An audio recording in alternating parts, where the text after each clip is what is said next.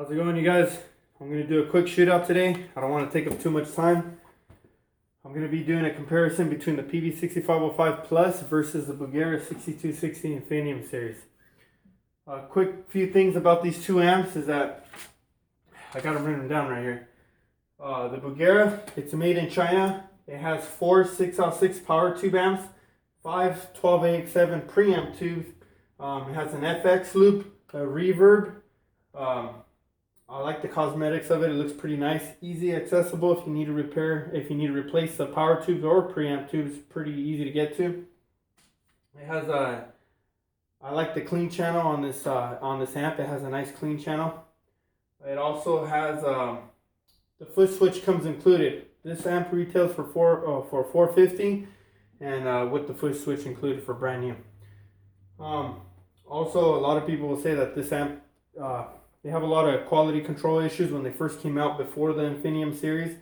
My belief is that if you get a reputable amp repair guy to go over the amp from start to finish, I think it could be a good, reliable amp, my opinion. It's Infinium series, so that means that if you any of your power tubes go bad, it has a light indicator switch on the back of the amp that'll let you know which power tube goes bad, so that therefore you'd only have to replace that one power tube rather than the entire set. The Peavey, on the other hand, 6505 Plus, it's made in the U.S. and in the United States. It also has 4 6x6 power tube amps. It has a 6 12AX7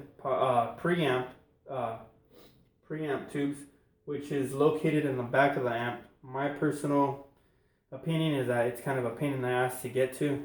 It's an enclosed compartment, so you kind of need to pull out the screws. Compared to this, it's pretty easy to access.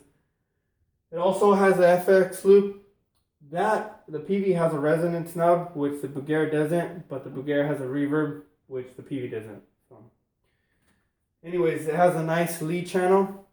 It has the foot switch is not included. That's actually an $80 foot switch that's separate from what the amp retails, which the amp retails are brand new for $12.99. If you go to Sam Ash Music Store or Guitar Center down here in Southern California, you can find those quite a bit at the music stores that I've been to. Bugeras, it's kind of hard to find. I hardly ever see them at the store. Every once in a while I might come across one, but that's about it.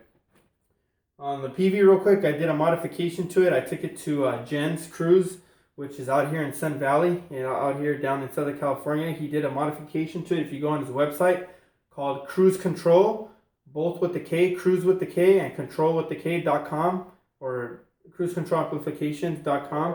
You get to see his modifications that he does to a lot of amps like EVH, Peaveys, Marshalls, Mesa Boogies, and whatnot. So I'm gonna give a quick comparison between these two amps. I don't want to take up too much time. Right now I'm going to start off on the clean channel between these two amps. I got the equalizer set at I got the treble at 4, I got the mid at 4, and I got the bass all the way to maxed out to 10. And I got the clean, the gain for the clean, I should say, it's going to be on a setting of 2. I'm going to throw in a little bit of reverb at 5. I'm going to throw in some presence at about 6. And I'm going to turn the volume up at about setting of 2. And same thing, the Peavey setup at the same exact settings as the Bugera. So we're going to give the Bugera a run through. Right now I'm going to be using a Gibson Les Paul. I got active pickups, EMGs, 85 on the neck, and I got 81s on the bridge.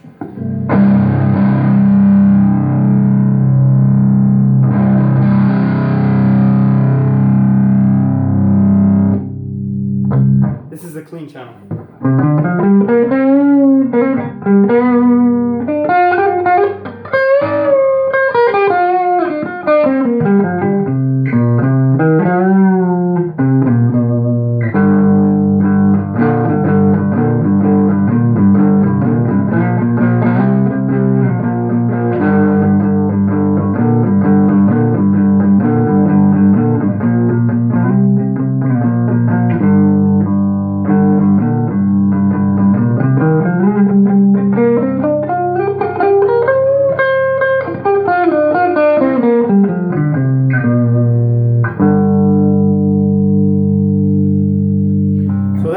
channel. I'm going to switch on over to the Peavey to give you a sample of what the clean channel sounds like on that amp.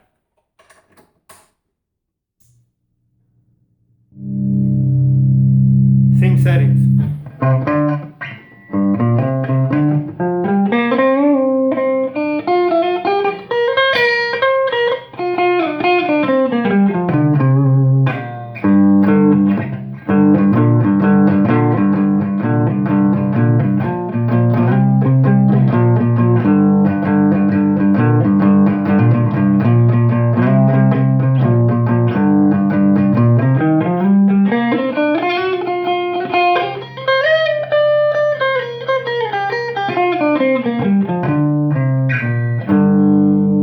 That's a clean channel on the Peavey. Now I'm going to switch it over to the lead channel on the Bugera to give you guys a feel of what that sounds like. One more thing on the Bugera, it has a low gain input and a high gain input.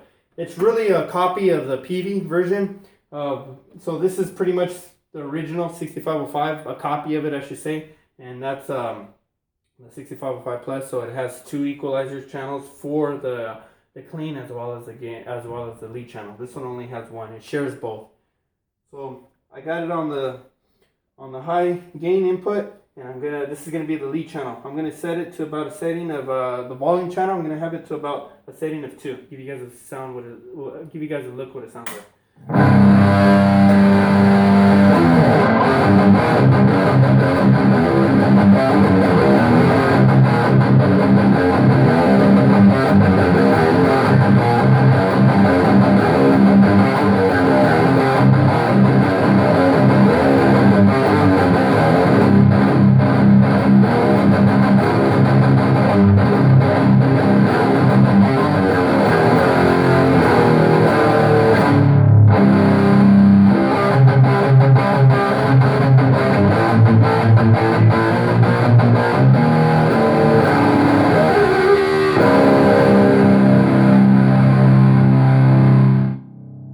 So that's the lead channel on the Bugera. I think it sounds pretty good, not too bad. And give you a sample of the Peavey 6505 Plus. Let you know what that sounds like. So I'm gonna go same exact settings. I'm gonna put the gain on the lead channel at about a 5, matching exactly the Bugera. I actually think the gain sounds better at a setting about 8. It sounds a lot better to my ears. So I'm gonna test it out with the mod off, and then I'm gonna give you a run through with it on, see what it sounds like. But here's with it off.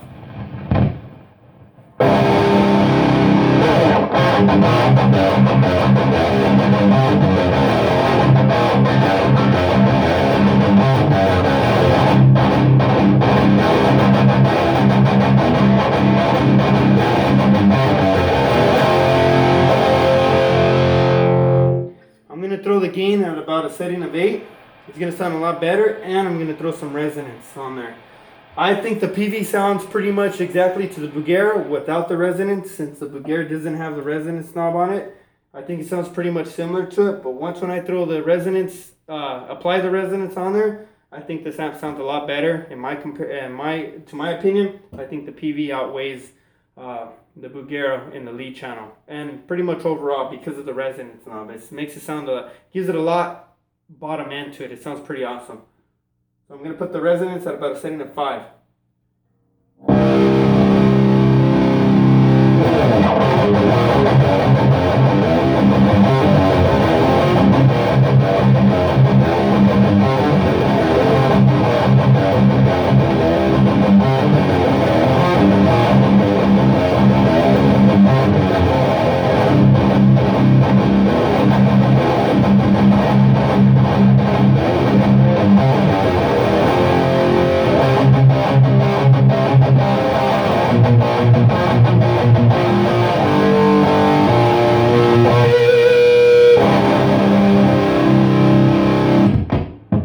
That's with the mod off. Sorry about that. That's with the mod off. I'm gonna kick on the mod and let you guys see what it sounds like.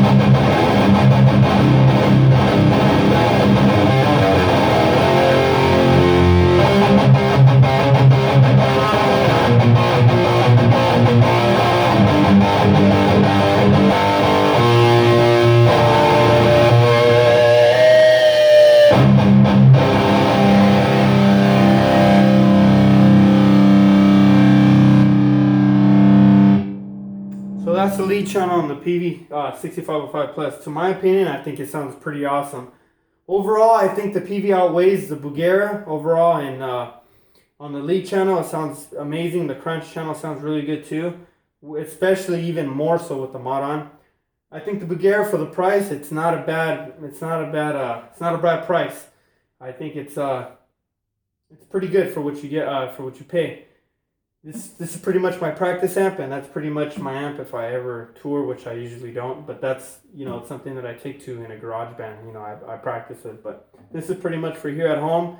I love both amps. You know, I can't really say I like one more than the other. As far as sound, I like that one, but I really use this one a lot too, especially at home for lower volume levels. So overall, they're both pretty good amps.